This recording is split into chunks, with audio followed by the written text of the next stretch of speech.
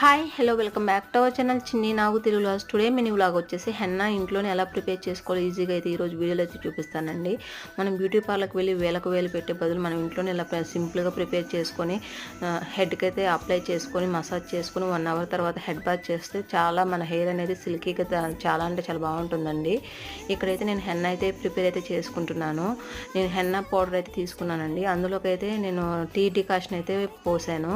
Tea decoction పోసి అందులో lemon అయితే స్క్వీజ్ చేసుకోవాలి. నేను 1 లెమన్ అయితే స్క్వీజ్ చేశాను. అందులోకి అయితే పెరుగు అయితే యాడ్ చేసుకోవాలండి. ఇక్కడ పెరుగు వేసుకుని మంచిగా ఉండలు లేకుండా కలుపుకోవాలి.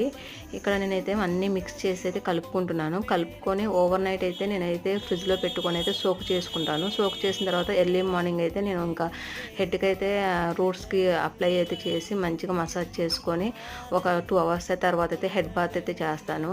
చాలా అంటే చాలా బాగుంటుందండి హెయిర్. మీరు ట్రై చేయండి. Please subscribe.